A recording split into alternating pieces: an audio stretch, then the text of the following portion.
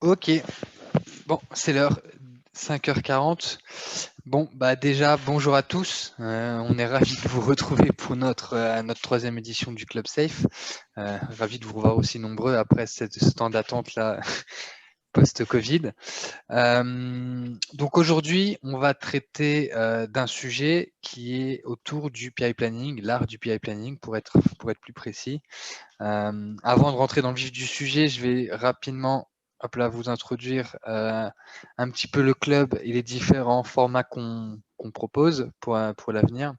Après, je vais vous faire le sommaire et puis je vais vous parler un petit peu de nos deux présentateurs pour aujourd'hui. Alors, pour ce qui est de notre Club Safe, si vous ne le connaissez pas encore ou si vous n'êtes pas trop familier avec le format, notre objectif est assez simple, c'est de partager autour des, avec les différents acteurs voulant ou ayant implémenté Safe au sein de leur compagnie, qui nous fassent un petit peu partager leur retour d'expérience autour de ces sujets-là. Ça va être également un moyen entre guillemets, un petit peu de vous benchmarker en termes de pratique avec les autres compagnies, voir un petit peu ce qui se fait chez les autres, voir comment ils fonctionnent. Vous, comment vous fonctionnez, c'est toujours intéressant d'avoir une autre perspective.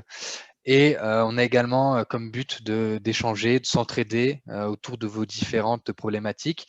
Donc c'est bien évidemment une présentation, mais justement c'est aussi un échange. Donc pendant la présentation, si vous avez des questions, vous allez avoir des temps pour les poser. Vous avez toujours aussi l'espace de chat. Si vous avez peur d'oublier votre question, écrivez-la directement et on y répondra après. Mais voilà, c'est vraiment de l'échange et entre guillemets un peu de l'entraide aussi. Donc si vous avez des enjeux là, notre réunion d'aujourd'hui c'est autour du PI planning. Voilà, si vous avez un petit peu des questions autour de ça, mais écoutez, on essaiera de vous aider dans le maximum de nos compétences respectives.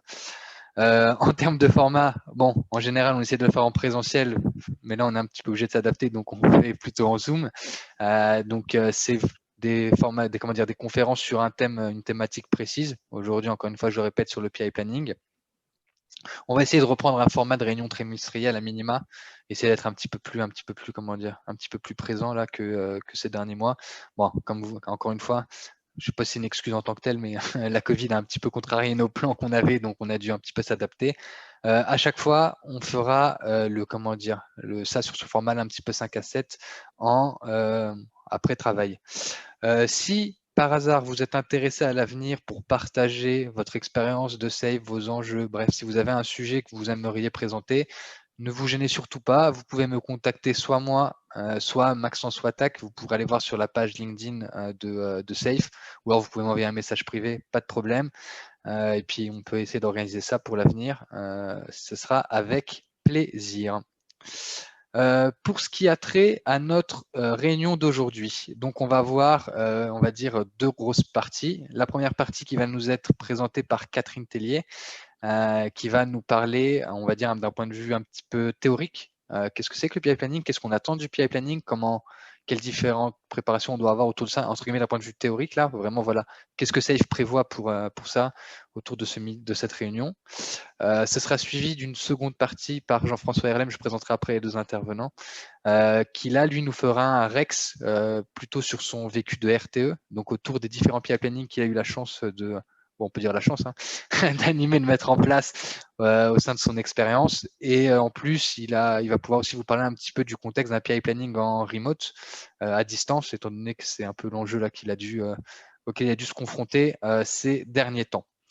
S'en suivra une dernière partie assez rapide, on vous donnera un petit peu là, les conseils, des petits conseils autour de ça qu'on a chacun de notre côté. Et évidemment, une phase de questions-réponses, d'échange à la fin, on va pouvoir peut-être aller un peu plus dans le sujet, dans la profondeur de certains sujets, si besoin.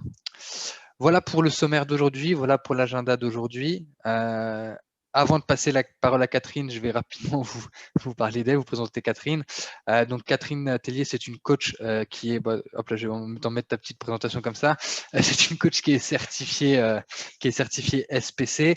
Moi, j'ai eu la chance de travailler avec Catherine il y a quelques mois même une année bientôt, sur un mandat. C'est comme ça que j'ai eu l'occasion de l'avoir évolué, en tout cas dans un contexte safe. Elle a pas mal d'expérience à nous partager autour de ça. Vous allez voir, elle est très pédagogue. Elle va donc bien vous expliquer ça. Donc après Catherine, je te laisserai rajouter là si tu veux pour ta présentation quelques mots derrière. toute petite précision, c'est que Catherine parle entre guillemets en son nom, pas au nom de sa compagnie, c'est pour elle, c'est elle qui présente la présentation. Je tiens à le préciser. Pour ce qui est de Jean-François, Jean-François Herlem, pareil, vous aurez cette description, il parlera un petit peu plus de lui par la suite, mais c'est un RTE qui officie actuellement à la BNC, à la Banque nationale du Canada. Je crois de mémoire que ça fait un peu plus d'un an, 2 ans presque que tu es JF à la BNC, si je ne dis pas de bêtises. Janvier 2019, ouais. Ok, donc un peu plus d'1 an.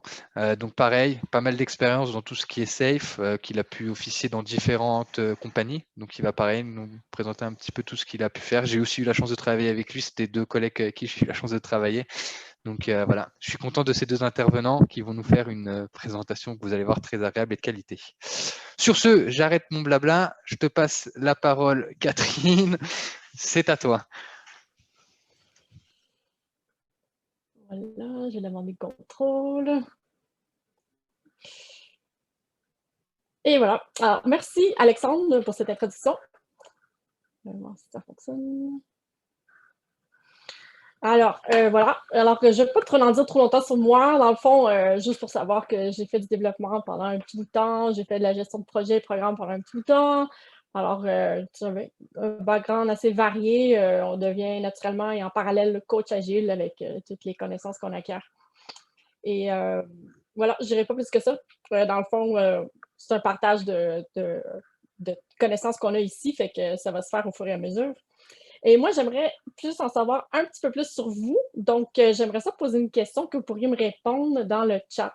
Et la question serait, est-ce que vous avez déjà participé au moins à un PI planning dans votre vie? Fait que si vous pouvez voter en mode binaire, ça va être plus facile pour nous de comptabiliser. Donc, envoyez-moi un 1 sur le chat pour dire oui, j'ai déjà participé à au moins un PI planning dans ma vie et 0 pour dire je n'ai jamais participé à un PI planning de ma vie. Alors, c'est toujours pertinent pour moi, je trouve, de connaître un peu mon audience. Et là, je n'ai pas le contrôle, fait qu'Alexandre, si tu pourrais me montrer la prochaine slide, s'il vous plaît. Voilà. Alors, je voulais vous dire que ce soir, bien entendu, on s'adresse à un participant qui est général, donc on assume qu'il y en a qui n'ont pas entendu c'est quoi un PI planning, donc on va quand même démystifier qu'est-ce que c'est. Alors, je vais commencer avec un concept qui est assez connu, qui est quand même, si on pense au guide Scrum, c'est publié depuis 1995, donc ça a vraiment fêté son 25e anniversaire, si on veut le mettre comme ça. Fait que je vais parler de l'agilité à petite échelle pour après venir introduire l'agilité à grande échelle et vous allez voir que ça démystifie et ça simplifie beaucoup les choses. Alors, le contexte de Scrum pour une équipe, vous le connaissez bien. J'apprends pas grand-chose aux gens ici, mais juste pour faire le parallèle. Donc, on a des rôles importants. On a le product owner qui, en fait, est le canal de communication entre l'équipe et la business. Et c'est aussi le rôle clé qui va s'occuper du carnet de produits ou du product backlog.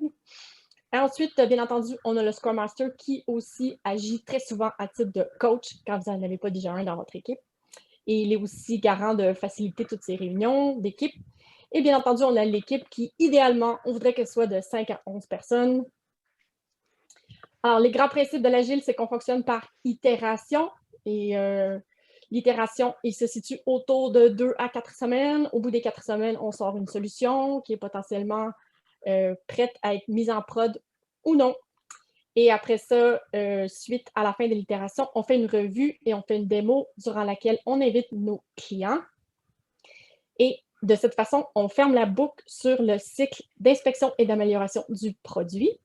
Et par la suite, on laisse aller nos clients et on se retrouve ensemble en équipe pour faire une rétro et fermer la boucle sur le cycle d'inspection et d'amélioration de nos façons de faire.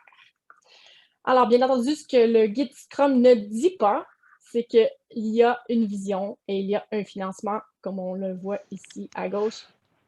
Juste, Catherine, je vais peut-être te dire, tu as oublié le pointeur peut-être pour aider. Oui, c'est ça. J'ai essayé de l'avoir. C'est ça. Ah, tu as essayé de l'avoir, mais tu n'as pas OK. Mais il faut que tu cliques dessus. Il faut que tu cliques sur le truc et tu l'as tout en bas à gauche.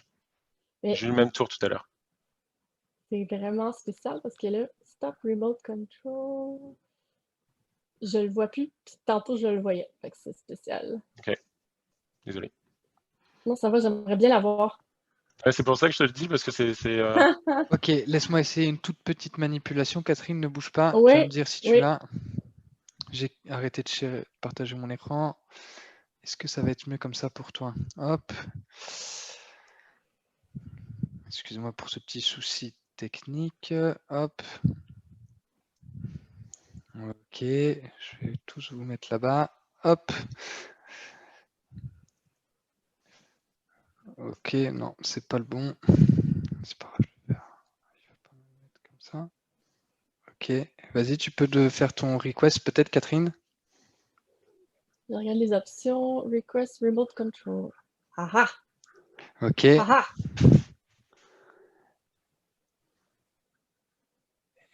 Est-ce que ça marche comme ça?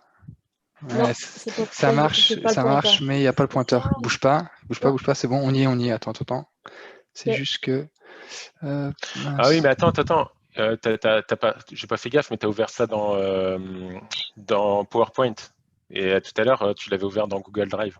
Non. C'est la différence, c'est ça la différence. Peut-être. T'as peut-être pas de pointeur dans. Peut-être, mais là, en tout cas, la souris, elle marche, je pense, en tant que telle. Essaye de bouger la souris si tu peux, Catherine. Ouais, comme Attends. ça, vous voyez pas. Non, vous voyez pas ma souris. Ok, bon. Écoutez, ça marchait tout à l'heure, c'est pas très grave, on fera sans. Ok pour ça.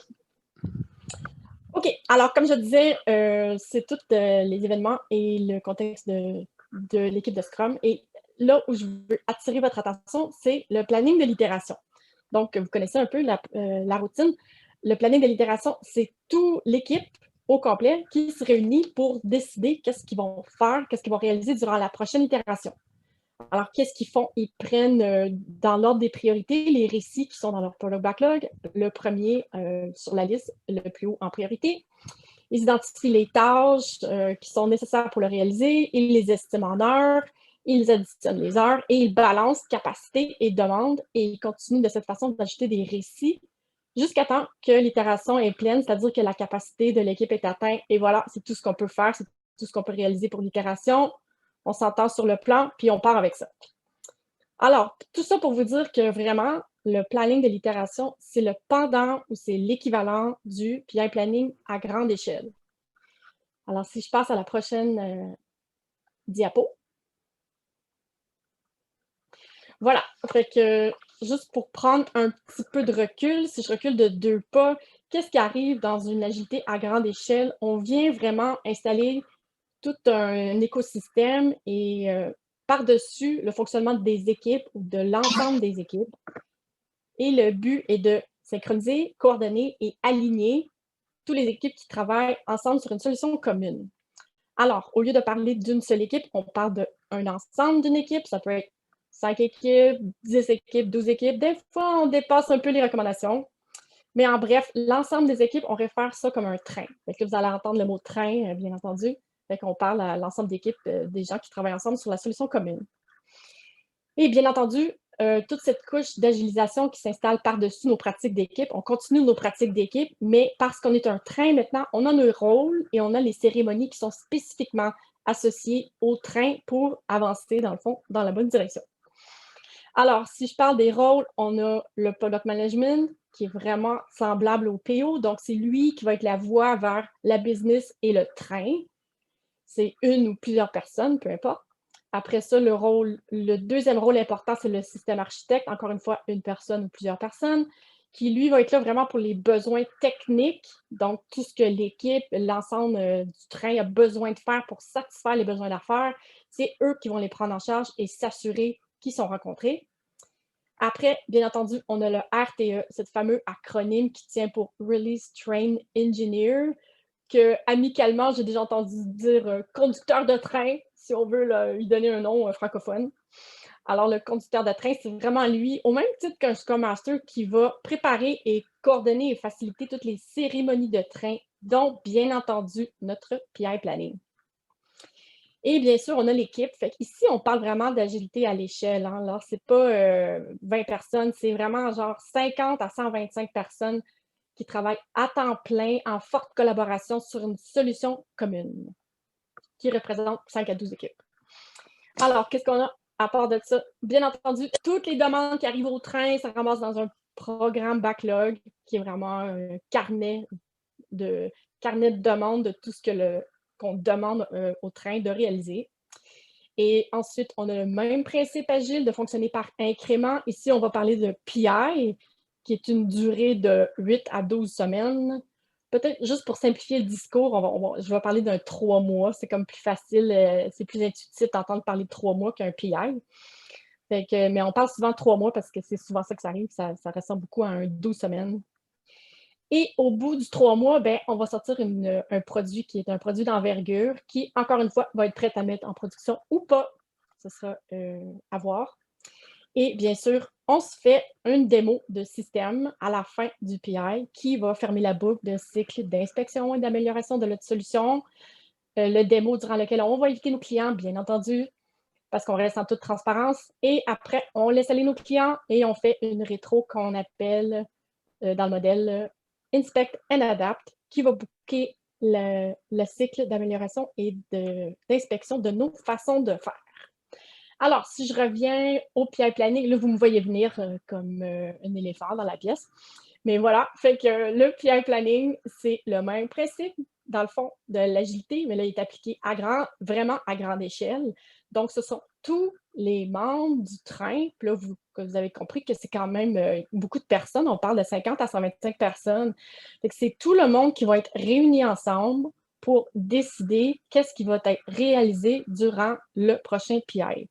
Donc, qu'est-ce que ça veut dire? Ça veut dire que tous les gens sont réunis quand on n'est pas en mode COVID dans une salle.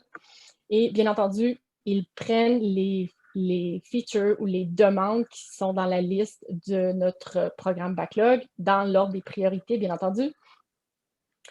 Et ils vont décortiquer cette demande ou cette feature en récits, les récits qu'ils vont, bien entendu, estimer et qui vont placer dans chacune des itérations qui constituent le PI ou la période de 3 mois. Et ainsi de suite, on va continuer à rajouter des features ou des demandes qui font partie de notre liste d'intrants jusqu'à temps que la capacité soit atteinte. Et voilà, ça résume à très haut niveau et très rapidement le principe du PI planning. Je vais passer à la suivante. OK, maintenant qu'on a démystifié ça, c'est pour vous dire que vraiment, un PI planning, c'est recommandé dans le modèle que ça dure 2 jours. C'est une activité qui est recommandée sur une période de 2 jours. Et je voulais tout de suite vous citer un rapport d'état des lieux de train français qui est publié par M.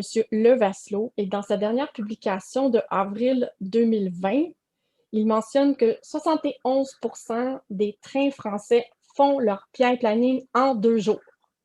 Je tenais à vous dire ça pour déculpabiliser quiconque qui se sent coupable de passer 2 jours à 100 personnes à faire un atelier de planification.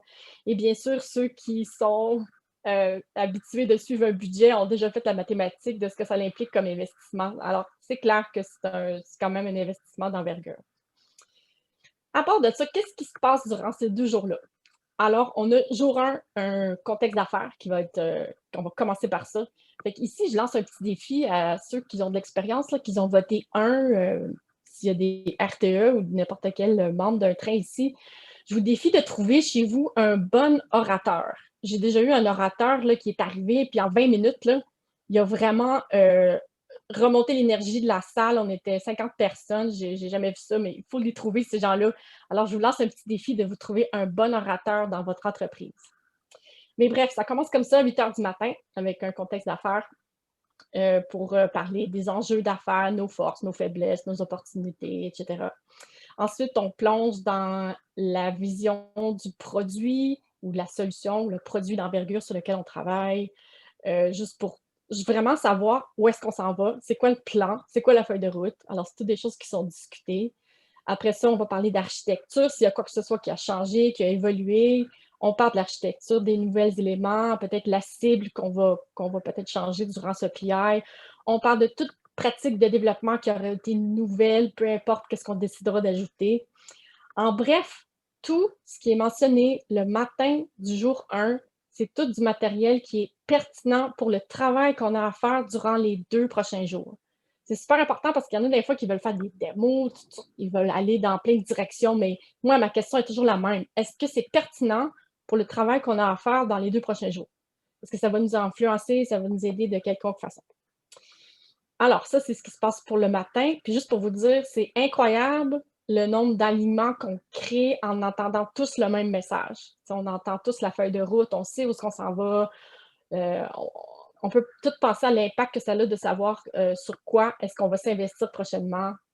Chacun se sent un peu plus impliqué dans toute la feuille de route du train.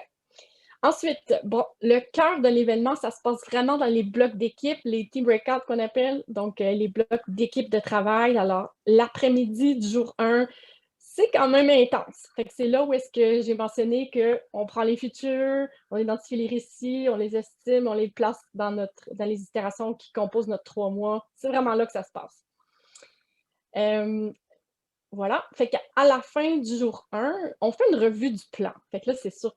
Fini, pas fini, c'est pas grave. On passe comme 5 à 10 minutes par équipe et on regarde vraiment où est-ce qu'on est rendu dans le plan. Le but est toujours le même, c'est de ramener les gens au même niveau d'information. Puis ça se peut que vous êtes un expert, puis là, vous apercevez que telle autre équipe a oublié tel aspect de son développement. Puis c'est là que les échanges peuvent avoir lieu, au moins parce qu'on est tous dans l'écoute et parce qu'on se ramène tous sur un même niveau d'information. Alors, tout de suite après, à 5 heures, c'est ce que j'aime appeler des fois la réunion G5 ou la réunion G8, appelez ça comme vous voulez, dépendant de combien de personnes vous êtes.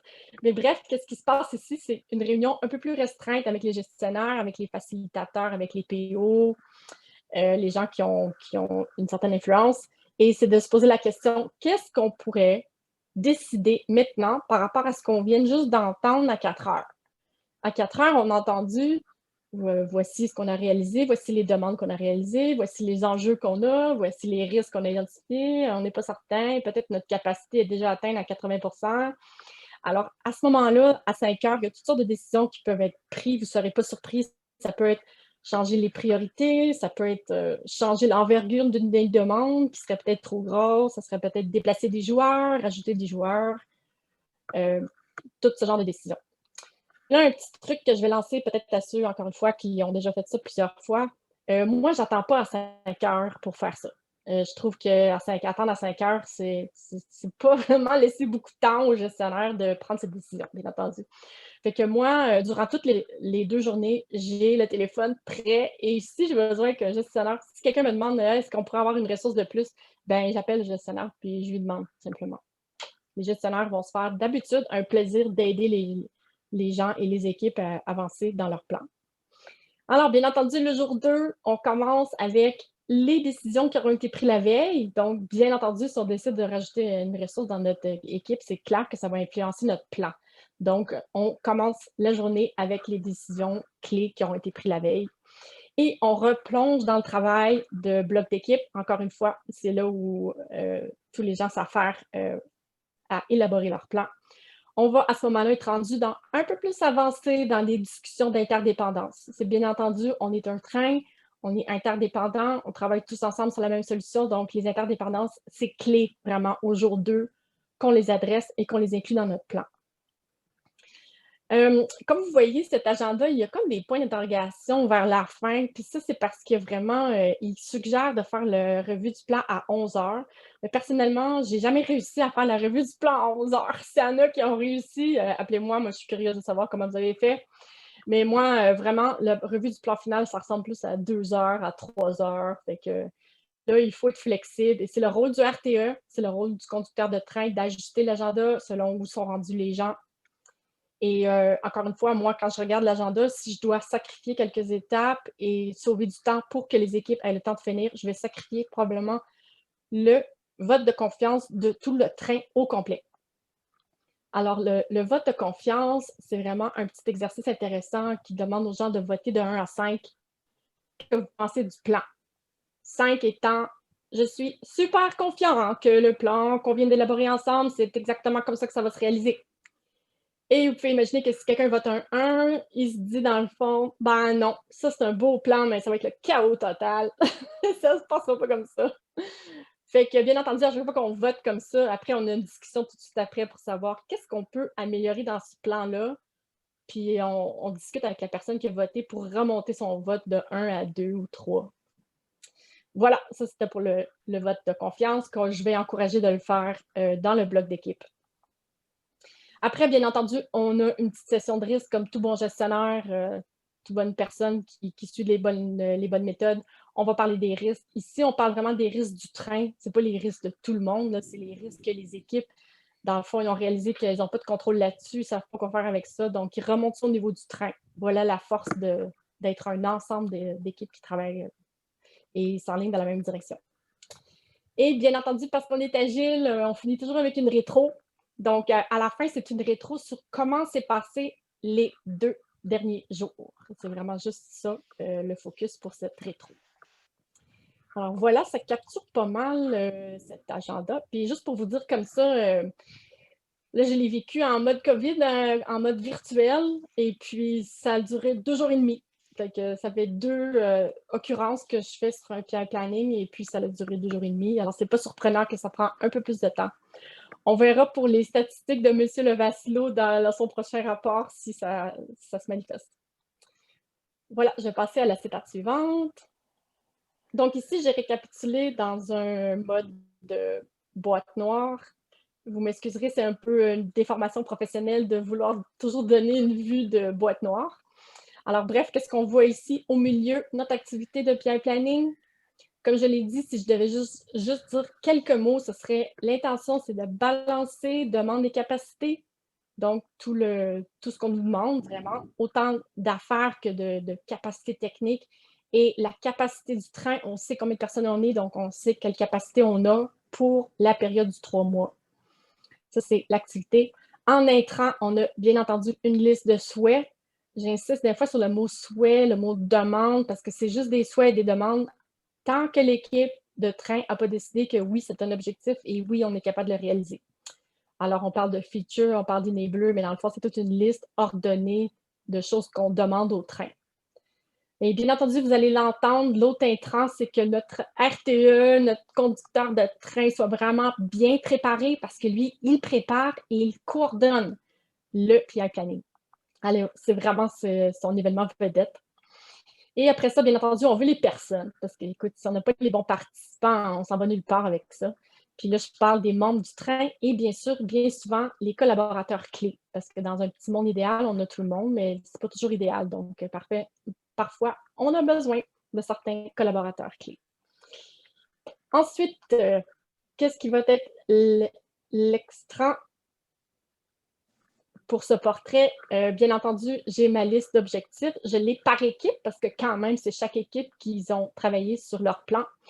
Et bien entendu, souvent, c'est un match parfait là, entre la liste de souhaits en intrant puis la liste sortante d'objectifs. Et parfois, vous allez retrouver le même objectif sur 2 équipes parce qu'ils travaillent en collaboration, naturellement, sur cette demande. Pour appuyer les objectifs du PI, eh bien, ils ont leur plan de match juste en dessous.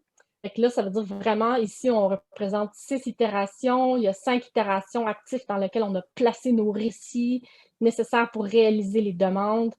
Le 6e itération, on ne touche pas parce qu'on est déjà occupé à travailler sur le prochain PI.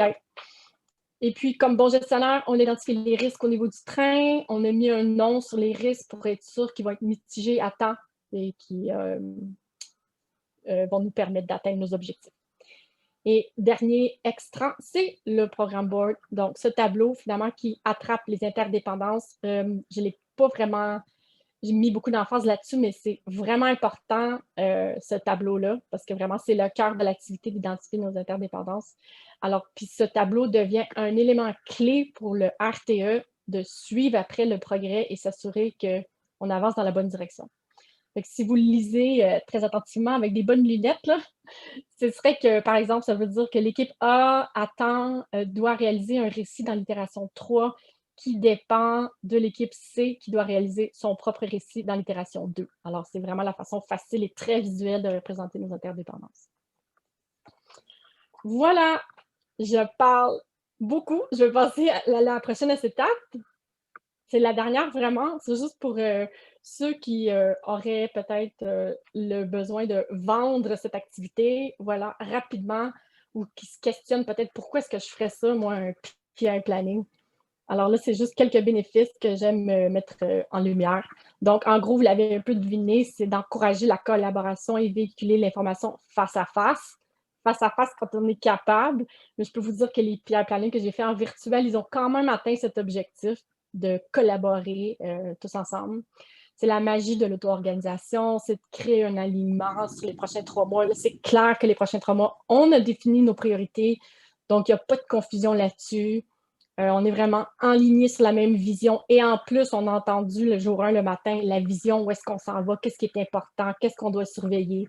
Et après ça, de notre côté, à droite, on balance demande et capacité. Donc, on ne se fait pas des plans pour viser la Lune, on se fait vraiment des plans réalistes. On a tout été impliqué à l'élaborer.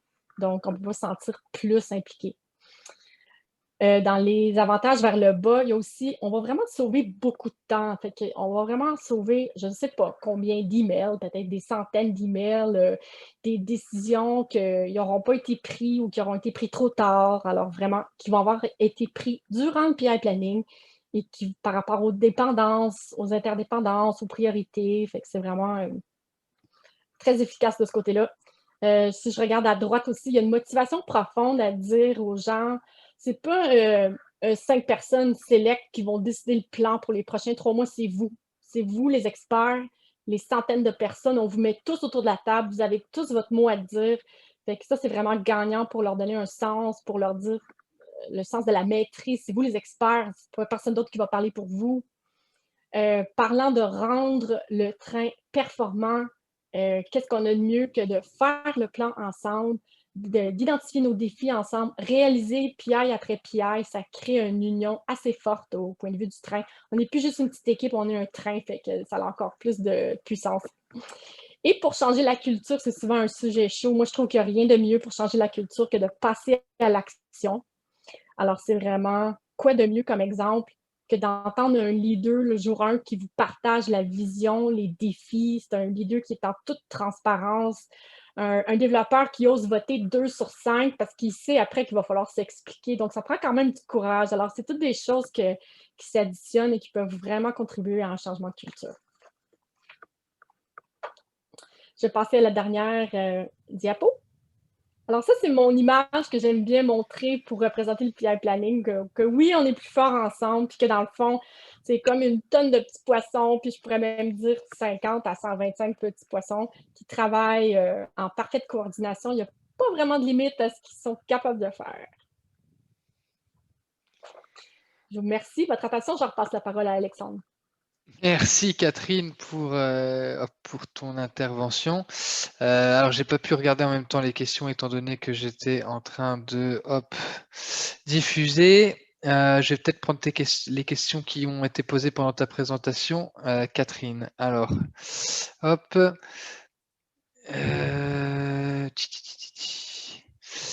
Nous sommes en remote Covid, c'est 3 jours et demi, 2 trains environ. Ok, ça c'est pour votre contact chez Cascade. Donc en ce moment, vous faites ça sur 3 jours et demi. Ça c'est Philippe qui nous a dit ça. Andy nous a dit ça a été 4 jours pour nous, mais la question et l'étude française qui font à 71% en 2 jours. Ok. Donc ouais, en effet, tu as des formats, tu as des temps différents de PI planning.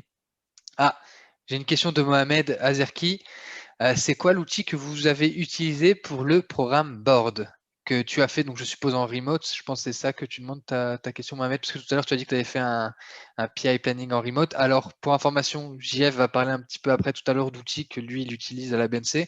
Mais toi, Catherine, pendant donc ton PI planning à distance, qu'est-ce que tu avais utilisé comme outil pour ton programme Board? Alors moi, je tiens à dire que notre train, il démarre. Il est encore en train de prouver le concept, si on veut. On a fait 2 PI planning, mais on a tout fait dans Teams. Et pour l'instant, les interdépendances, on les a représentées sur notre tableau d'équipe. Fait on est minimum dans les outils pour l'instant. Je sais que Jean-François aurait d'autres choses à dire là-dessus. Ok, il y a plein de plugins là-dessus. Ce serait probablement un bon sujet dans une autre conférence. Totalement. Ok. Bon, bah merci déjà pour cette première partie. Ah, moi aussi j'avais une petite question, Catherine. C'est pas vraiment une... Ouais, c'est une question aussi. Tout à l'heure, tu parlais dans la partie, comment dire, les managers, là, ce qu'ils adressent en fin de première journée. Donc, ils sont censés adresser des bloquants. Toi, tu as parlé d'un bloquant au niveau de la capacité. Quel autre type de bloquant ils pourraient aborder pendant ce management review? Ah oui, mon Dieu, ça va vraiment. Souvent, c'est comme temps, coût, capacité, je regarde tout, moi. Je veux dire, ça peut être priorité, ça peut être changer des priorités, ça peut être réduire une demande elle est juste trop grande, trop grosse. Puis peut-être parce qu'on ne peut pas la diviser pour l'instant, on va justement changer les priorités. Peut-être qu'il y en a qui disent oh, moi, là, je pense que ça irait beaucoup mieux si j'aurais un outil. Alors peut-être qu'ils sont peut-être ouverts à aller acheter des outils. Donc, c'est vraiment en termes de ressources et d'étendue du travail. Ok, ça marche. Merci, Catherine. Hop, je vais pouvoir rediffuser mon écran. Ok. Hop, je vais reprendre vos photos. Ok. Ok, JF, c'est à toi. Ok. Là, je vais te demander le contrôle. Ok. C'est bon pour toi? Ouais, je t'ai accepté, dis-moi si ça marche. Ouais, Ouais, je ça pense que la marche. souris, elle bouge. Ouais, ça Ah, marche, ça marche. Ok. Ok, ça marche. J'ai juste essayé un truc là, mais ah si, c'est bon. Ok. Donc bonjour à tous. Très content d'être avec vous aujourd'hui. Là, ça fait depuis mars 2020 que j'attends ce moment avec impatience. Merci à Alexandre de m'avoir invité. Et puis donc moi, pour me présenter vraiment en quelques mots. J'ai commencé l'agilité en tant que Scrum Master chez Thales, donc en France, là, qui est un groupe d'électronique spécialisé dans l'aérospatiale, la défense et les technologies d'information. Ensuite, c'est là que j'ai découvert aussi l'agilité à l'échelle. Donc à l'époque, on faisait du Scrum of Scrum. Donc dans mes souvenirs, on était peut-être à 5 équipes et je trouvais ça vraiment un super gros programme projet. Ensuite, moi, je suis arrivé en 2016 à Montréal, où j'ai commencé à travailler chez Desjardins. Là, j'ai commencé à entendre le mot safe. Donc, ça m'a vraiment intéressé. Donc, moi, on m'avait formé au Leading Safe, au Scrum Master aussi. Donc, j'ai fait ces deux formations-là. Et puis après, j'ai pris un rôle de RTE pour le train infonuagique chez Desjardins, où là, j'ai fait ça pendant, je pense, une dizaine de PI. Et après, je suis arrivé donc à la BN, à la Banque Nationale, donc en janvier 2019, où là, j'ai été embauché en tant que RTE, où là, j'ai commencé à lancer un train qui s'appelle TEC, Transformation Expérience Client. Et puis maintenant, je suis plutôt un rôle de coaching au niveau du RTE, au niveau des d'autres équipes, d'autres trains. Donc voilà un peu mon truc. Donc ce qu'il faut savoir aussi, c'est que c'est comme avec l'âge. Moi, je pense que je suis, on va dire, je suis entre 20 et 30 PI planning. Là, j'ai compté. Il y a un moment, on les compte plus. Là, au début, c'est le fun. Là, tu en comptes à 1, 2, 3, 4, 5. Et puis après, tu arrêtes de compter. Là, donc je dis entre 20 et 30 PI. Bien entendu, les PI planning sont tous différents. Ça, c'est ça le fun. Là.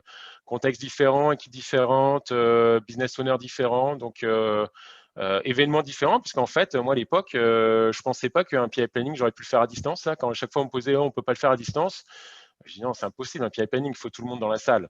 Et puis maintenant, on se rend compte qu'on a été un peu forcé de le faire à distance, et puis ça marche plutôt bien. Là. Donc voilà pour la petite introduction. Ok.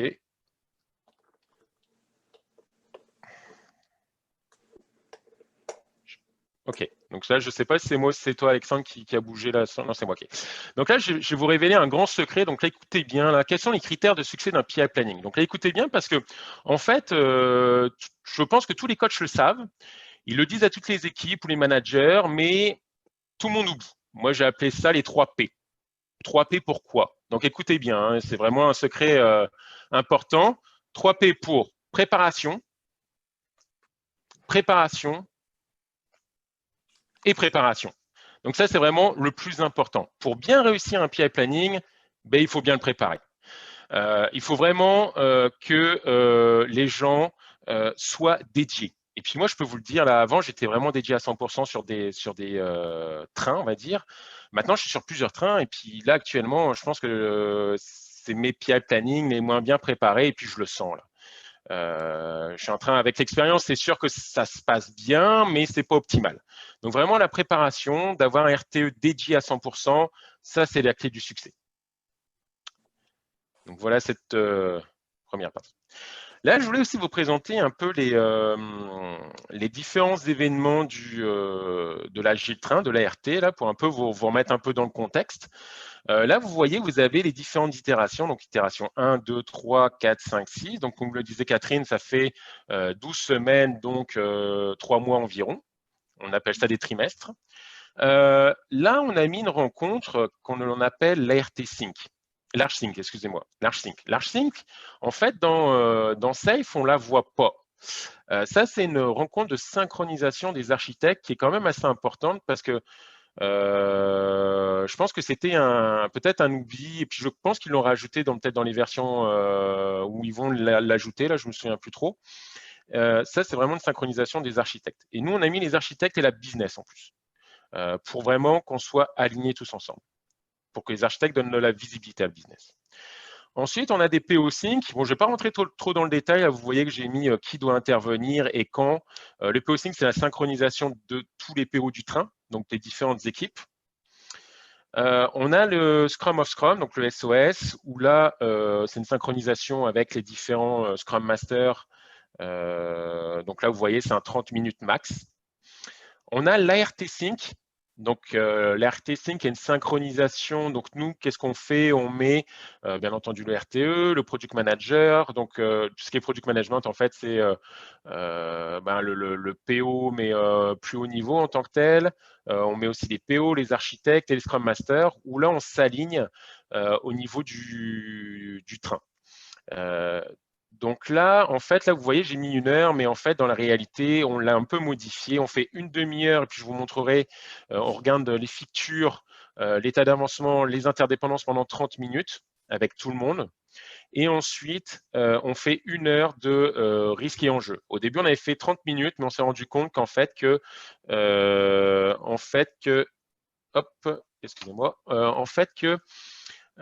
c'était pas assez parce qu'on n'allait pas assez dans la gestion des risques et enjeux. Du plan d'action, excusez-moi. Donc voilà.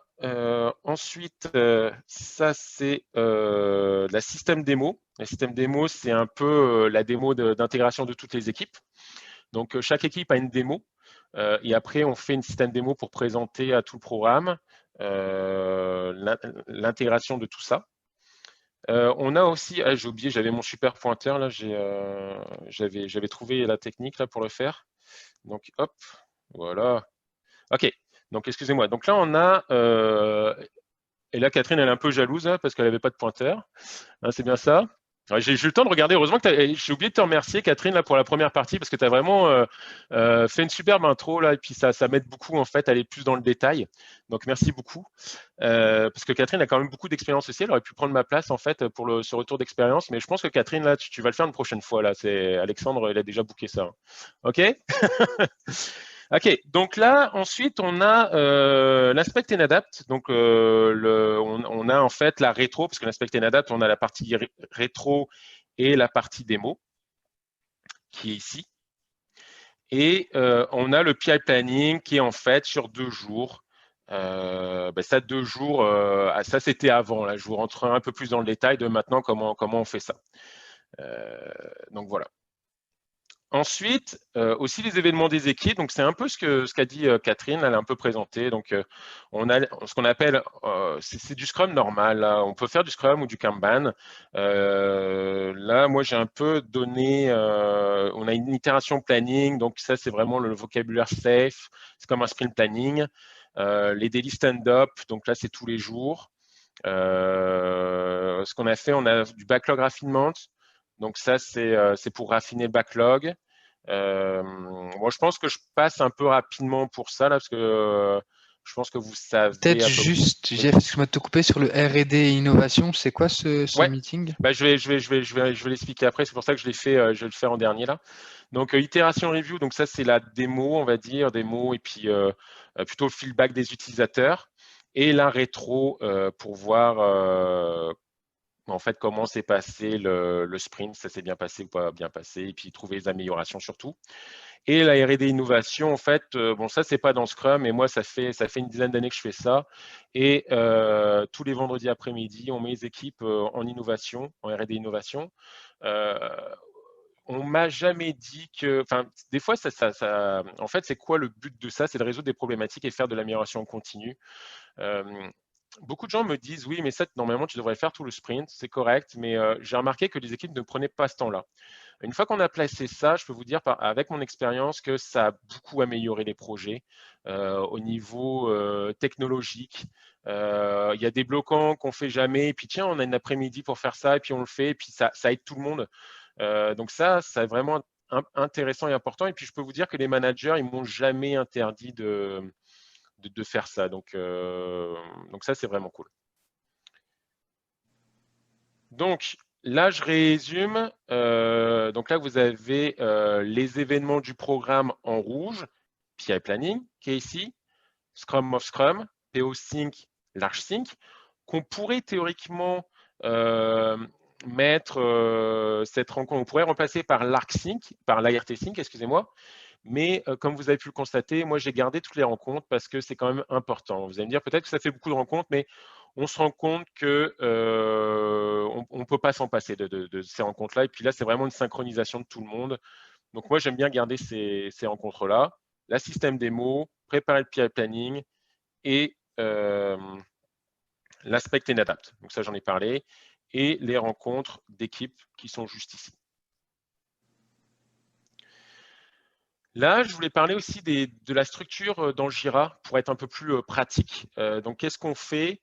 C'est on met des initiatives en fait qui sont des éléments qui sont livrables en 1 an ou plus. Ensuite, on a des features. Donc là, il faut faire attention parce que là, vous allez me dire, bah oui, mais dans Safe, c'est des épiques. Donc là, je suis d'accord avec vous. Moi, au début, quand je suis arrivé à la Banque nationale, c'est pareil. J'ai dit, on va mettre des épiques ici et les features de l'autre côté. Mais une fois que Jira est configuré, là, c'est un peu compliqué. Donc, j'ai un peu abandonné ça. Et puis, même moi, des fois, je m'en mêlais. Là, je dis aux équipes, OK, on fait des features safe, mais des épiques Jira. Donc, ça emmêlait tout le monde. Donc, j'ai arrêté ça. Donc, ce qu'on fait maintenant, c'est des features qui sont des éléments qui sont livrables en 3 mois ou plus. J'ai ensuite mis des épiques, donc qui sont des éléments qui sont livrables en 3 mois. Donc, en dessous du PI, en fait.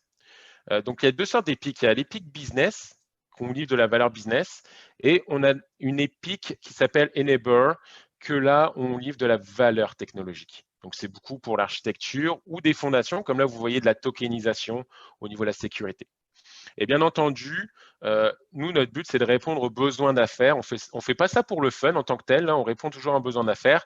Donc, on relie cet enabler-là à l'épique business, toujours.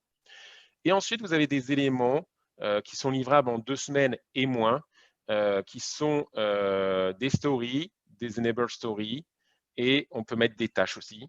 Et en dessous, on a des sous-tâches. Qui sont des éléments de 1 jour ou moins. On essaie de sizer comme ça. Donc ouais, j'ai vu un truc popé, ouais, j'ai parlé de grooming, mais en fait, oui, on parle plus de grooming, on parle de raffinement, mais d'habitude, je sais que c'est raffinement, mais j'ai dû le dire par erreur. Désolé. Et merci pour la remarque. Au niveau du déroulement, comment on essaye de le faire là? Donc, vous avez différentes itérations. Donc, la une, donc qu'est-ce qu'on essaye de faire? Dans l'itération 1, saisie des items du PI dans le Jira. Donc ça, je vous dirais, c'était avant. C'était quand on avait des nombreux post-it mis sur les murs. On passe énormément de temps à les saisir. Maintenant, c'est plus comme ça, mais j'ai voulu quand même vous le laisser. Donc ça, c'était avant mars, hein, parce que cette slide-là, je l'avais fait avant mars, pour préparer pour la présentation de mars. J'ai gardé quand même un peu de reliques, on va dire. Communiquer les objectifs du PI en cours aux parties prenantes, très important. Communiquer, donner de la visibilité. Faire l'activité de fin de PI, bon, ça c'est toujours fun. On faisait toujours des activités avec les équipes, du bowling, etc. Donc ça permettait de renforcer les liens. Bon, maintenant avec le travail à distance, on ne le fait plus bien entendu, mais ça c'était vraiment le fun. Itération 2, donc ce qu'on essaye de se faire, c'est identifier le top 10 des features. Un truc tout bête, là, commander les fournitures manquantes, là, tant que ça arrive, post-it, etc. Donc ça, c'était aussi important avant, maintenant moins. Maintenant, ça me coûte beaucoup moins cher, on va dire, en fourniture. Itération 3, dresser la liste des intervenants du pré-PI et planifier les rencontres de pré-PI. Donc, on avait toujours des rencontres de pré-PI avec les différentes équipes. Prioriser les features à l'aide du WSJF. Donc ça, c'est la méthode de priorisation. Identifier les enabled features. Donc ça, c'est pour tout ce qui est éléments technologiques. Ensuite, au niveau des itérations, préparer l'organisation. Donc, l'itération 4, 2.4, préparer l'organisation des équipes pour le prochain PI. Donc ça, c'est voir comment on s'organise, s'il y a des équipes en plus, en moins, s'il y a des joueurs qui s'ajoutent. Faire la rencontre de solution design. Alors ça, c'est pas en fait, c'est parce que moi je travaille avec un project manager. Là, on a un RTE et un project manager.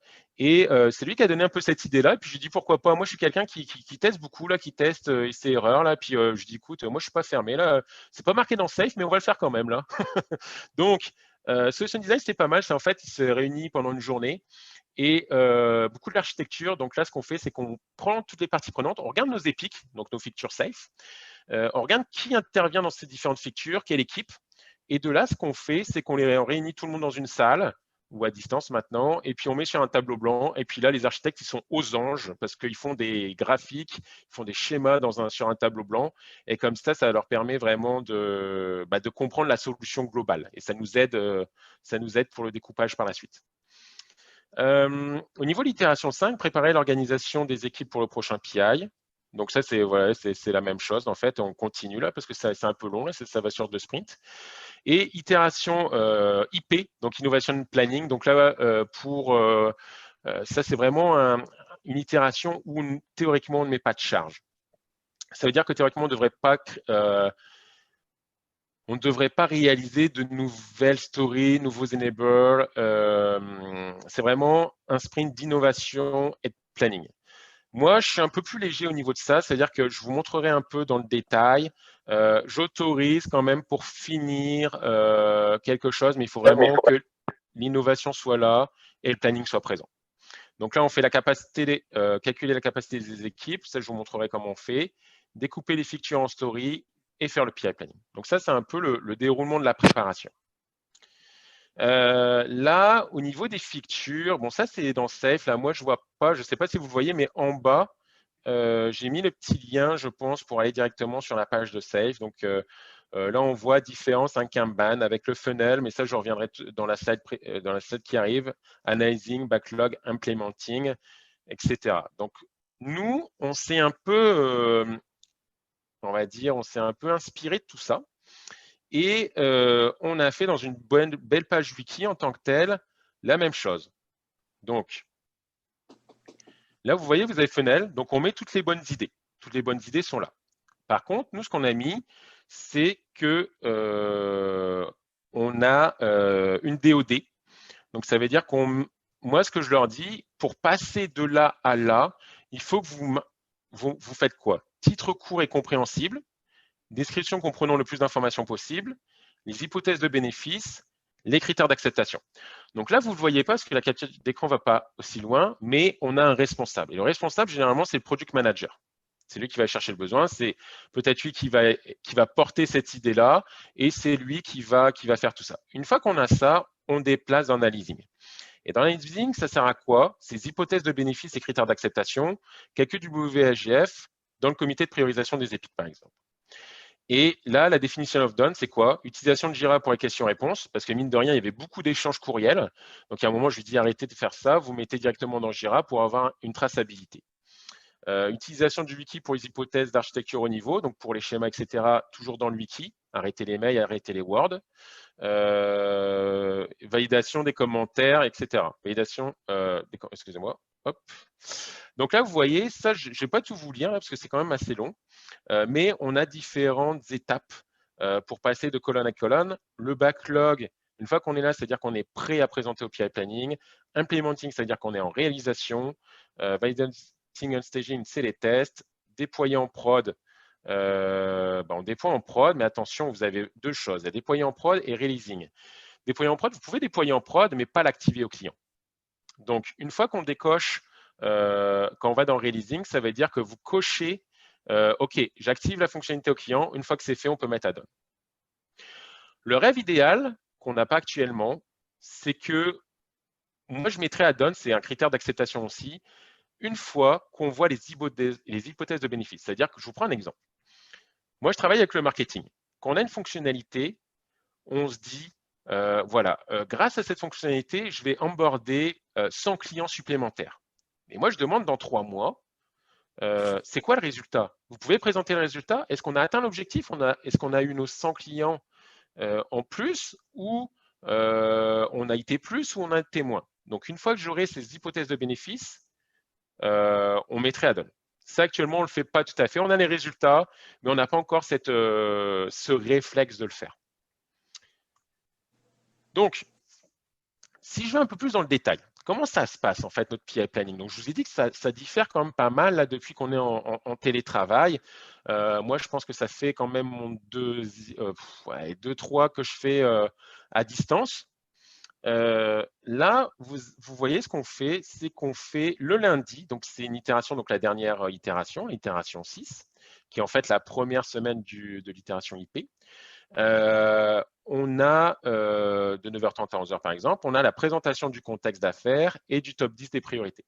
Donc là, on ramène la business et on fait la présentation aux équipes.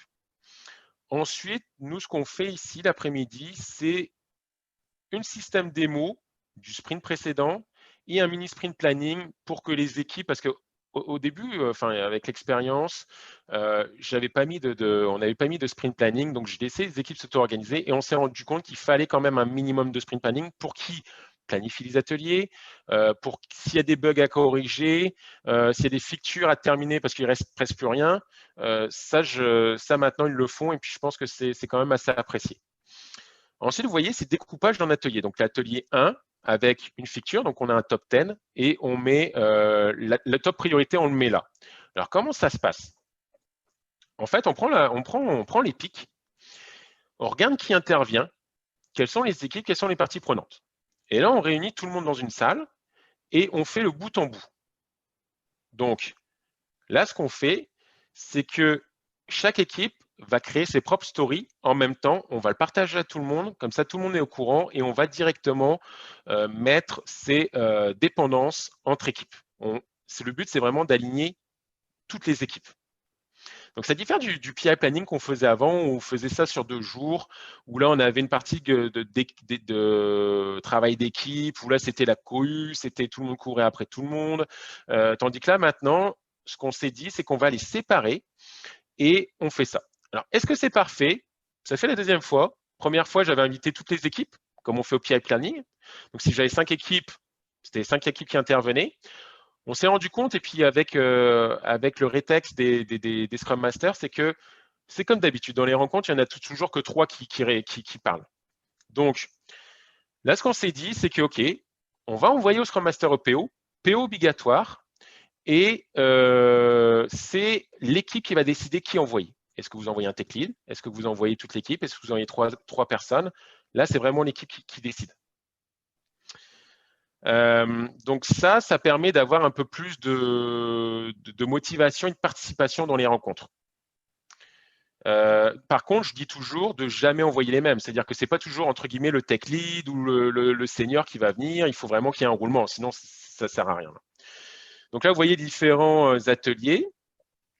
Là, on fait en fait notre système démo. Donc là, on met tout l'ART. Là, on invite nos sponsors, les équipes. toujours le vendredi, atelier 7. Et le vendredi après-midi, on ne touche pas, on fait de la R&D, de l'innovation. La deuxième semaine.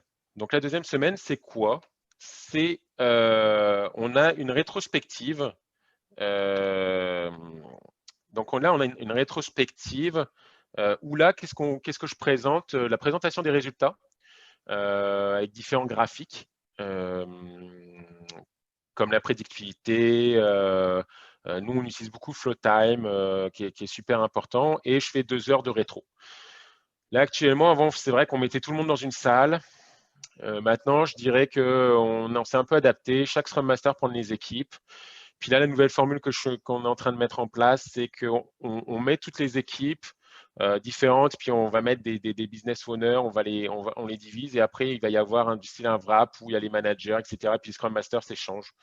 On fait ça là, parce qu'on s'est rendu compte que c'était un peu plus compliqué à distance pour les rétrospectives. Donc voilà, après, bon, je passe les ateliers parce que c'est toujours la même chose. Et le mercredi, on fait le matin, travail d'équipe. Là, je dirais c'est assez libre. Là, il n'y a plus de grande présentation. Les Scrum Masters sont assez libres. S'ils ont terminé par rapport aux ateliers, ben, ils ont terminé, ils n'ont pas besoin de faire, donc il faut l'innovation ou autre.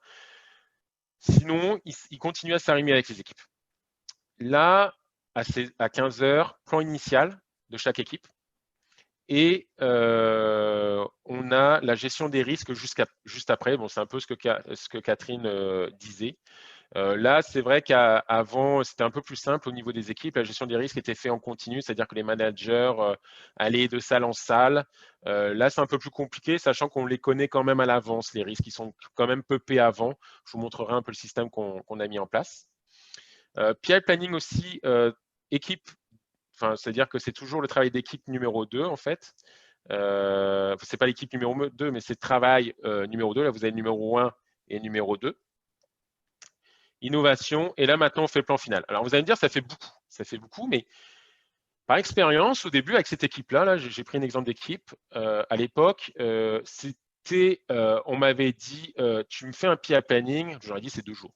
Je dis 2 jours, non, pas ici. Je te donne 1 heure. 1 heure, je peux vous dire que c'était compliqué. Je dis non, 1 heure, c'est compliqué là.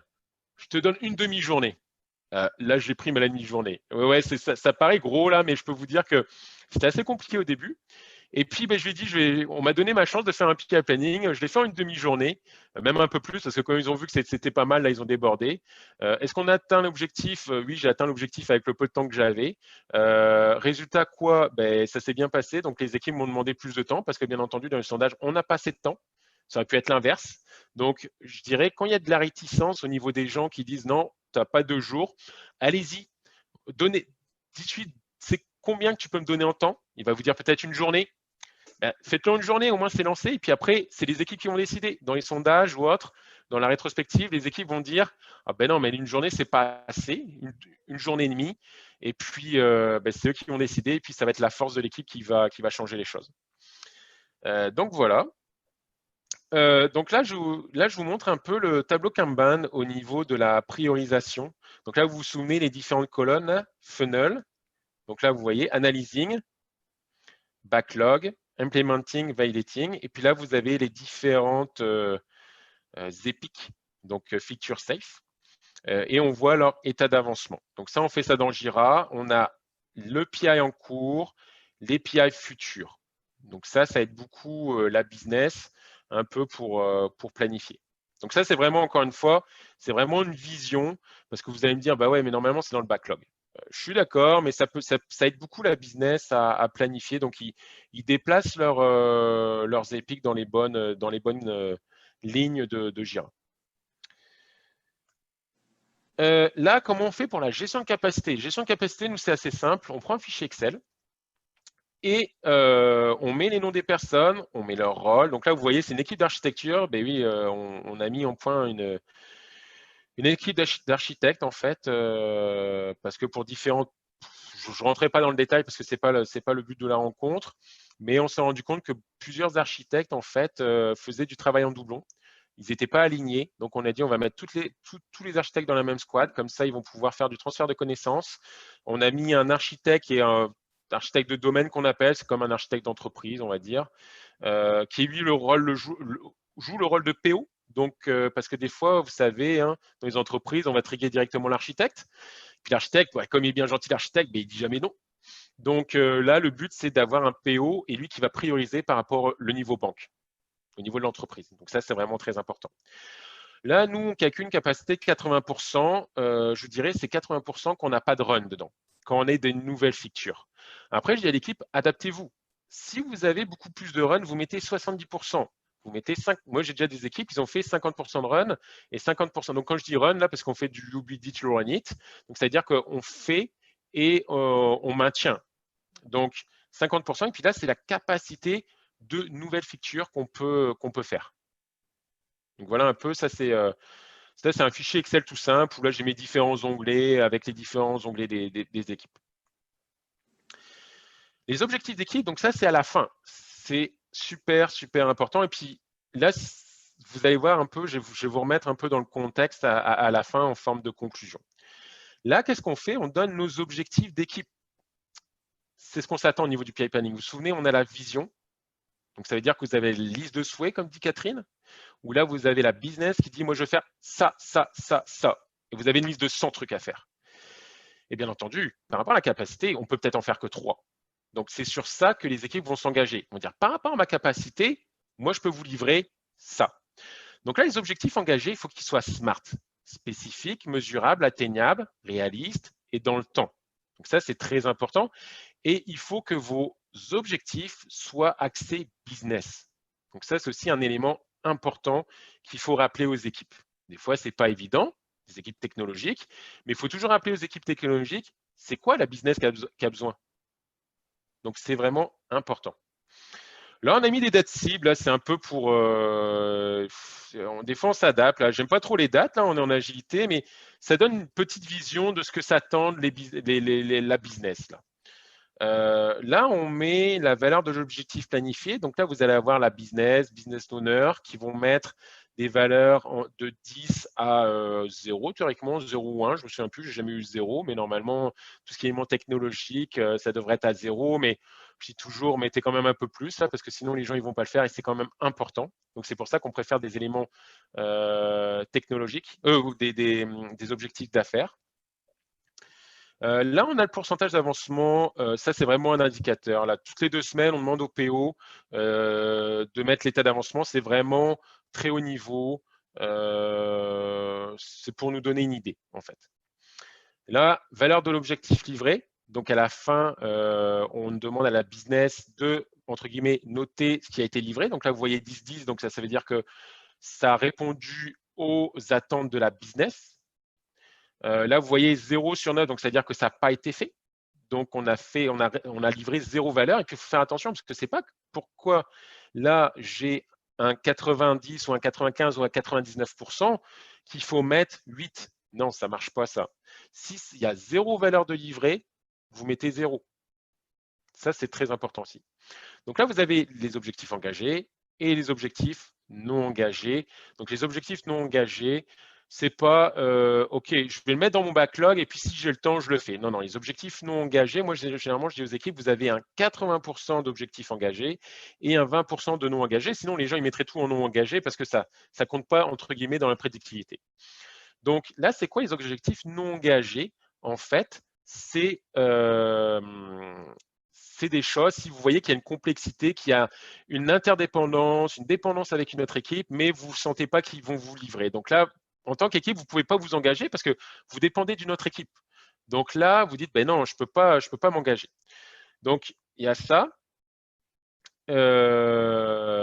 Ensuite, vous avez… donc, attendez. Parce que moi, à chaque fois, je suis vraiment désolé, mais toutes les questions me pop en même temps, donc ça me fait un petit peu de trucs. Non engagé, oui, c'est pour répondre en live. Là, avant, on appelait ça stretch. Et puis maintenant, ils ont appelé ça non engagé, en fait, sur la nouvelle version, je crois. Donc voilà, je vais essayer de retrouver mon pointeur, mais j'arrive plus. C'est pas grave. Je ne sais pas si Alexandre, tu t'amuses avec ton pointeur. Même pas. Même pas, c'est pas grave, écoute. Et puis là, vous voyez, moi, ce que je demande aux équipes, c'est de mettre des couleurs. Donc vert, ça veut dire que même au début. C'est-à-dire qu'au début, on est ouvert parce qu'on est confiant, on va livrer. Et puis, à chaque 2 semaines, je leur demande de changer la couleur. Donc, c'est-à-dire vert, on est toujours confiant, on va livrer. Jaune, là, on ne le sent pas trop, il y a peut-être des risques, donc on ne sait pas.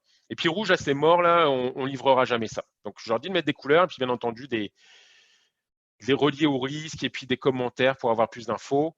Et on calcule la prédictivité. La prédictivité, c'est quoi?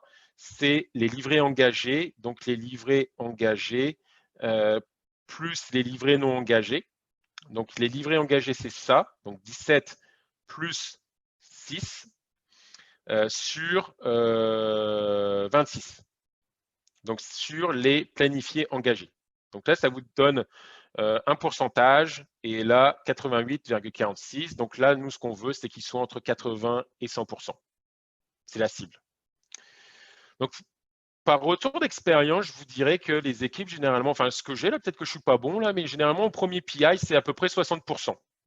Moi, je vous donne les vrais chiffres, hein, je ne vous mens pas, là, ils ne sont pas à 80%. Donc, généralement, je ne sais pas pourquoi, toutes mes équipes sont à 60%.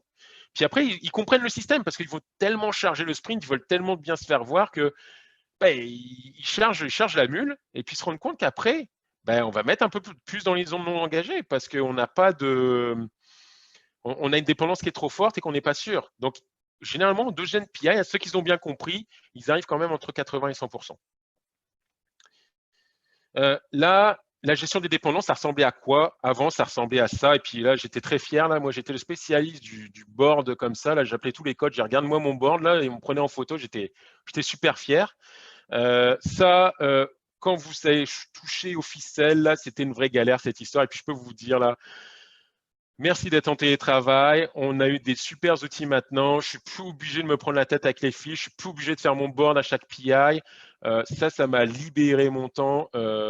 Merci d'être en télétravail en tant que tel là. Donc là, vous voyez, c'est un peu la gestion de dépendance avant.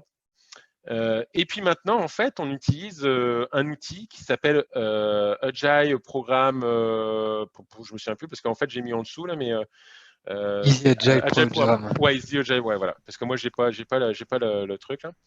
Et puis ça, c'est un plugin Jira où là, vous pouvez voir la roadmap. Donc là, vous pouvez voir les mindsets en fait. Et puis la roadmap. Donc là, on a l'EPIC. Donc vous vous souvenez encore, je vous dis une fois, EPIC égale Feature Safe. Où là, vous savez que celle-là va être livrée théoriquement au sprint 3. Celle-là, ça va être jusqu'au sprint 4. Celle-là, elle va commencer au sprint 2. Elle va se terminer au sprint 5. Et puis là, vous voyez, là, c'est pas bon. Là, parce que là, vous voyez que ça va au sprint 6. Et ça, j'aime pas beaucoup ça. Là. Mais des fois, je laisse les équipes parce que je leur dis une fois, je leur dis 2 fois. Ok, tu m'écoutes pas, fais-le, mais si tu te plantes, c'est pas mon problème. Donc, moi, je leur dis toujours, on essaie, on fait une erreur, et puis après, on revient. Donc voilà un peu la roadmap qu'on peut faire sur. Et puis là, vous voyez les différents PI, un PI ici, PI là. Là, vous voyez la gestion de dépendance. Donc ça, c'est vraiment très important. Et puis ça, on fait, je vous parle de ça parce qu'on le fait vraiment au PI planning. Là. Les équipes s'aident à synchroniser au niveau des dépendances comme ça. C'est-à-dire que là, on a toujours, pareil, au niveau des features, on a les features qui sont ici et on a les équipes. Donc là, vous voyez une équipe qui s'appelle System Architect, Team Externe, je vous expliquerai pourquoi après. Et du style, on a une équipe qui s'appelle MMM. Nous, c'est vrai que j'en ai pas parlé, mais au niveau des équipes, entre guillemets, j'ai conduit des trains entre 35 et 110 personnes. Alors, vous allez me dire 35, Safe dit 50. Je vous dirais que, OK, quand c'est 35, le but, c'est d'avoir une vision, de planifier sur 3 mois, de leur donner un peu les règles, mais bien sûr d'alléger tout ça. Et puis, moi, j'ai une équipe au début qu'on a démarré à 35, mais après, on est parti à 110. Donc, ça leur donnait une bonne vision de ce qu'on allait faire avec un peu plus d'équipe. Donc là, si on revient sur ça, vous voyez que là, vous avez des différentes couleurs. Donc là, vert, là, ça veut dire que tout est OK. Ça veut dire qu'il n'y a pas de souci. Cet système Jira-là est dans un sprint 1 et pour une activité qui doit être faite pour le sprint 4. Quand c'est en jaune comme ça ou en orange, sur les mêmes sprints, c'est pareil. Ça, je dis non, évitez, je ne veux pas ça. Je veux que ça soit du style sprint 2. Mais les équipes, des fois, me disent, mais non, ça va prendre une journée. Ça va prendre une journée. OK, écoute, fais-le. Et puis, on verra. Si tu me dis que c'est une journée, c'est ta responsabilité. Donc, je laisse quand même le choix. Je les conseille toujours. Et après, on voit ce que ça donne. Ensuite, on a les lignes rouges. Là, on n'en a pas, mais les lignes rouges, ça veut dire que typiquement, là, vous voyez ce qu'elle est verte. Si on l'inverse, ça va devenir rouge. Donc ça, c'est très facile au PI planning. Ça veut dire que moi, qu'est-ce que je fais? C'est que je déroule ce tableau-là. Et si je vois le rouge, je dis attention, là, vous avez un problème. Donc là, gérez bien vos dépendances. Donc ça, c'est très facile. Avant, on courait et puis c'était compliqué. On regardait le programme. Vous vous souvenez des post-it qui étaient tombés par terre. Tu le mets où? Je colle là. Et puis, tu n'arrivais plus à savoir c'était quoi le truc là. Donc ça nous a vraiment aidé. Ça nous a vraiment aidé. Là, la limitation de l'outil, parce que ça, je suis sûr qu'on va me poser la question, est-ce qu'on peut faire à plusieurs équipes? Oui, vous pouvez faire à plusieurs équipes, mais ce n'est pas synchrone. Ça veut dire que ce n'est pas comme un Google Drive où vous pouvez éditer. Là, vous allez faire un drag and drop de ça et puis vous allez voir l'équipe A qui a fait là. Non, il faut le rafraîchir. Mais je vous dirais que dans notre contexte, ça marche bien. On n'a pas de souci avec ça. Donc voilà. Là, je regarde là, je pense que j'ai dépassé, mais Alexandre, moi, c'est de la faute de Catherine, hein, c'est pas de ma faute. Hein, OK. Donc, de toute façon, tu me paieras en heures sup, hein, tu sais très bien. Alors, gestion des risques. Gestion des risques. Gestion des risques. Donc, comment ça se passe? Comment on fait? Donc, nous, on a fait un tableau Kanban au niveau de la gestion des risques où là, on a les enjeux. Donc, les enjeux, c'est quelque chose qui est imminent. Là, on est bloqué. Maintenant, on appelle ça un enjeu. Un risque, c'est quelque chose qui va peut-être arriver. Donc, on anticipe. Donc là, lors des PI planning, on fait plutôt des risques qui peuvent se transformer en enjeux. Et puis, vous ne voyez pas, mais on a aussi des décisions, parce qu'il faut tout loguer. Les décisions, c'est vraiment important. Pourquoi on a changé d'architecture? Je ne sais pas vous, là, mais des fois, un mois après, on ne s'en souvient même plus. Donc ça, c'est vraiment pour loguer les décisions. Et puis là, vous voyez, on filtre par équipe. Donc là, on a toutes les équipes. Et puis ça, on s'en sert beaucoup lors de l'ART Sync. Je vous avais parlé de la réunion d'1 heure où là, on passe risque par risque, enjeu, d'abord enjeu, risque. Puis si on a le temps, on met quand même les décisions à jour. On regarde s'ils sont à jour parce qu'on demande les équipes de les mettre à jour avant. Et là, on regarde le plan d'action. Donc direct. Et puis si le plan d'action n'est pas mis, mais déjà, on fait un rappel au PO qu'il faut qu'ils mettent le plan d'action au Scrum Master. Et puis après, on complète parce qu'il faut le faire en live. Donc voilà le Kanban. Et là, je reprends la belle image. Moi, j'aime beaucoup l'image de Catherine là. Moi, j'ai pas ces talents d'artiste là, mais il faudrait que tu m'apprennes, Catherine, là, parce que j'aime beaucoup. Donc, vous vous souvenez, liste de souhaits. Donc, qu'est-ce qu'on fait de notre côté? On met le Kanban. Donc là, bon, nous, c'est un Kanban Jira avec les différents e-pay. Donc ça, c'est notre liste de souhaits où là, on a dans Backlog et l'équipe, la business va nous dire, OK, moi, mes souhaits, c'est ça. Et puis l'équipe va mettre dans Implementing ce qu'ils peuvent réellement faire. Ensuite, vous voyez, on a balancé la demande de capacité. Qu'est-ce qu'on fait? On met la capacité, le fichier Excel pour savoir c'est quoi les capacités. Au niveau des vacances, il n'y a pas des sprints parce que généralement, on sait très bien qu'on essaye d'avoir une vélocité moyenne, mais des fois, on a des vacances et puis cette vélocité moyenne-là va s'effondrer. Donc, c'est simplement pour moi. Ensuite, là, vous voyez, on a le plan de match de l'équipe et le programme board. Donc ça, on a utilisé ce plugin-là pour voir le plan de match de l'équipe ou des équipes par sprint et les dépendances. Donc ça va aussi très vite. Et enfin, on a la gestion des risques, donc ça que je vous ai présenté le Kanban. Et pour conclure, on a les objectifs qui sont présentés. Donc nous, on utilise une page wiki toute simple. Donc voilà, donc pour moi, je conclurai par ça. Et puis là, je repasse la parole à Catherine pour les conseils.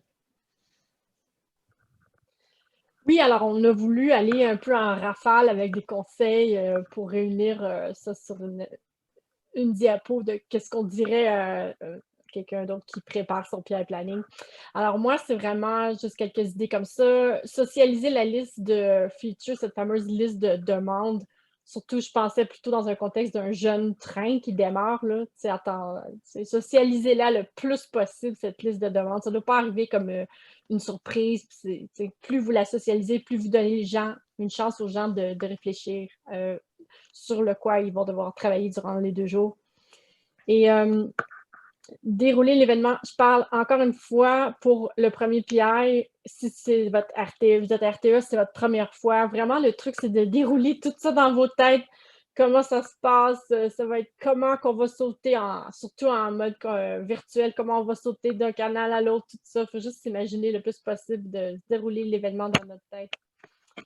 Moi, c'était plus facile de nourrir les gens, bien entendu, qu'on était toujours dans une salle. Fait que moi, c'était tout le temps, faites-les sentir importants, nourrissez-les. C'est tellement un détail facile à régler, puis ils sont tellement contents quand vous voyez que vous prenez soin d'eux. Là, ils se sentent importants, puis c'est ça le but aussi. Une autre chose que je trouve aussi, pour moi, à chaque fois que je suis au début d'un PR, c'est une remise à zéro. C'est presque comme, là, je redémarre avec un train. Qu'est-ce que je vais changer dans mon train? J'ai-tu besoin d'une nouvelle équipe? J'ai-tu une équipe qui n'a plus vraiment raison d'être? Faut lui redonner un autre mandat, faut la réinventer. J'ai-tu un outil, peut-être un bel outil Jira Plugin, comme Jean-François nous a montré, peut-être que je voudrais relancer là-dessus. Mais tu sais, j'essaie pas de faire les changements en cours de route du PI parce que c'est déjà qu'il faut que tu gères avec toutes sortes d'inconnus, fait que ça l'aide pas de rajouter des changements en plein PI. Fait que c'est pas vraiment une bonne idée. Fait qu'essayez de le faire justement à votre démarrage de PI. C'est là qu'il faut l'attraper. Et puis, ça, c'est un peu intriguant ce que j'ai écrit, mais le succès pour moi, c'est un moment de tempête. Ça, le moment de tempête, là, on le sent surtout dans une salle là, face à face. C'est quand ils sont tous un peu devant leur plan, puis à dire oh mon Dieu, qu'est-ce qu'on fait? Puis la plupart de la question, c'est exactement au cœur de ce que j'ai dit. Balancer demande et capacité, du genre, Catherine, on a pour 320 points de travail, puis on a 250 de capacité. Puis là, c'est clair, là, 300, 310, 250, vous devez couper 60 points. 60 points, là, c'est pas en faisant des miracles. Il faut ôter des demandes. Puis là, je reste là comme un bloc de béton, puis je dis qu'est-ce qu'on ôte? Et puis il y a des gens qui m'aiment pas, et puis c'est pas grave parce que c'est ma job. Alors, tu sais, c'est ce que j'appelle les moments tempête. Vraiment de balancer demande et capacité quand c'est allé trop loin et il faut revenir en arrière et couper. Je te laisse la parole, Jean-François. Oui, merci. Ok. Tout le monde là. Puis là, je me suis rendu compte qu'on aurait dû faire un peu plus d'effets en tant que tel, parce que tout le monde voit les conseils. Là, on s'est loupé sur ça, mais c'est pas grave. Écoutez, c'est des partages là. Donc moi, mes conseils, c'est quoi? Alors, on a entendu, c'est vrai qu'il y a un conseil que je vous ai pas dit là, mais Catherine, elle parlait beaucoup de un RTE, ça doit être un grand orateur, etc. Ça peut motiver.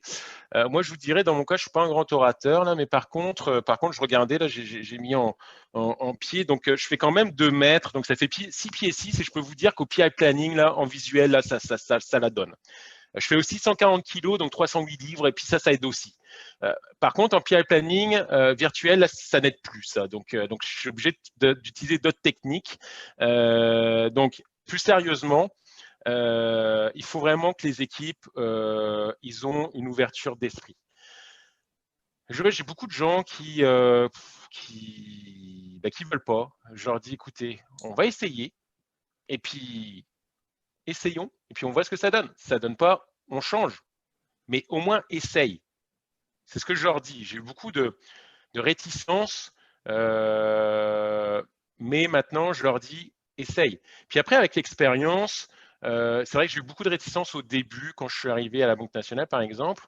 Et puis, les gens, après, ils apprennent à vous connaître, à voir ce que vous avez mis en place. Et puis, c'est là que ça se libère. Les gens sont vraiment open. Puis, il y a où c'est le fun, c'est que les gens viennent vous voir et disent, OK, qu'est-ce qu'on va faire maintenant? C'est quoi les nouveaux trucs de ce PI-là, etc. Donc ça, c'est vraiment cool. Esprit d'ouverture. Ne pas perdre de vue que le PI planning est un moyen et pas une fin. Donc ça, c'est vraiment important. Essayez, tester, c'est un peu ce que j'ai dit au premier là. Essayez, testez, on verra ce que ça va donner. Faites-vous accompagner par des personnes qui ont de l'expérience. Ça, c'est aussi important. Si vous avez envie de gagner du temps, demandez à des gens qui l'ont déjà fait. Ça, je trouve ça intéressant. Moi, j'ai des gens, et puis ça, c'est vraiment cool, des coachs qui mettent en place des trains à la banque qui ont peut-être jamais fait, c'était des coachs agiles, et qui viennent me voir, ils me disent, OK, comment on met un PI planning? Puis là, je les accompagne, puis après, ils le font par eux-mêmes. Et ça, c'est vraiment cool, parce qu'il y a un transfert de connaissances, et c'est vraiment ce qu'on cherche. Parce qu'au mieux de dire, non, moi, je vais faire ça, parce que ça va marcher avec mon expérience, mais il n'a pas l'expérience des PI planning. Donc, il va croire que c'est bon, mais en fait, ça n'a pas atteint l'objectif parce qu'il va oublier, par exemple, de mettre des valeurs business à la fin. Donc, ça veut dire qu'on ne sait pas la productivité des équipes. Et puis, ce qui nous intéresse, c'est ça. Est-ce que l'équipe s'est engagée? Est-ce qu'elle livre bien ce qu'elle s'est engagée? Donc, moi, j'ai déjà vu ça. Donc, des exemples comme ça. Et puis, toujours continuer à vous améliorer de façon continue. Toujours, on s'améliore. Puis ça, on a les rétro d'équipe, rétro de PI. On s'améliore de jour en jour. Et puis, ça sera jamais parfait. Ça, c'est sûr. C'est pour moi. Et puis, tant mieux, on s'améliore à chaque fois. Si une équipe qui dit non, on est parfait, il y a toujours des choses à améliorer. Donc, voilà mes conseils. À toi, Alexandre. Yes, pour finir, un petit peu là pour conclure, moi là, juste quelques petits conseils aussi que j'ai rajoutés en plus. Sur l'aspect PI planning, il ne faut pas déléguer sa présence à l'événement. C'est important, notamment quand on parle d'impliquer beaucoup notamment d'un point de vue business, là, on dit impliquer la business dans le quotidien de la TI, pas déléguer sa présence, pas dire ok, c'est pas grave, il y a le product manager qui va me représenter pendant l'événement. J'ai pas forcément besoin de venir. Non, c'est pas, c'est pas une bonne, pas un bon réflexe, pas une bonne chose à avoir. Venez en présentiel, c'est important. Surtout si on veut maximiser, là, c'est ce que j'ai après derrière l'aspect team building de l'événement. Venez en présentiel, montrez que vous êtes là, montrez que vous avez de l'attention pour les équipes. C'est fondamental là pour créer cette bonne dynamique. Revenir là sur l'aspect maximiser l'aspect team building de l'événement. En effet, c'est une occasion un petit peu assez rare là qui va se présenter d'avoir toutes vos équipes réunies au même endroit. Jouez sur ça, profitez-en là, profitez de leur présence. Bon, encore une fois, là, je vais ressasser ça, mais on n'est plus en présentiel. C'est un peu plus compliqué. Mais dans l'idée, quand tout le monde était sur place, peut-être proposer une petite activité à la fin du premier jour, un petit truc à faire, un petit resto, je sais pas, bref, quelque chose, n'importe quoi. Mais en tout cas, profitez du fait que tout le monde, tous les acteurs soient là pour saisir la chance là d'unir un petit peu tout le monde. Puis vous le savez, je vais pas vous le dire, mais c'est souvent pendant ces moments-là vraiment que les liens se font entre les gens. Ça permet peut-être aussi d'oublier un petit peu des petites frustrations du travail, frustrations qu'on a peut-être eu pendant le PI planning juste avant, pendant la grosse journée. Bref, profitez que tout le monde soit là et jouez de ça. Dernier point, laissez travailler les équipes par rapport à la vision que vous leur proposez, vous en tant que business, vous en tant qu'architecte, bref, la vision que vous leur donnez.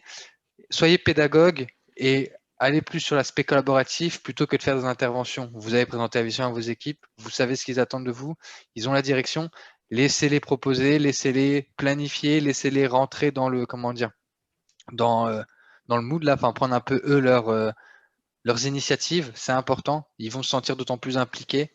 Dans un PI planning, les équipes, elles sortent, qu'elles sont un peu fières de ce qu'elles ont fait, qu'elles sentent qu'elles ont fait un bon travail. Laissez-les faire, soyez plus pédagogues et collaboratif, plutôt que de leur dire ok non, ce que tu fais c'est pas bien, c'est pas ça, nous on veut faire ça. C'est aussi le moment là de laisser un peu peut-être émerger d'autres plans, des choses qu'on n'avait peut-être pas prévues. En effet, là on a l'intelligence un peu collective, tout le monde est présent, il y a peut-être des bonnes surprises qui vont en sortir. Donc laissez-les un peu là, aller un peu plus loin et voguer un peu de leurs propres ailes. Voilà pour cette dernière partie. Alors, déjà, merci JF et Catherine pour vos deux présentations respectives. Honnêtement, c'était vraiment riche en conseils et riche en bonnes pratiques à mettre en place pour nos prochains PI planning. Je vois qu'on a eu là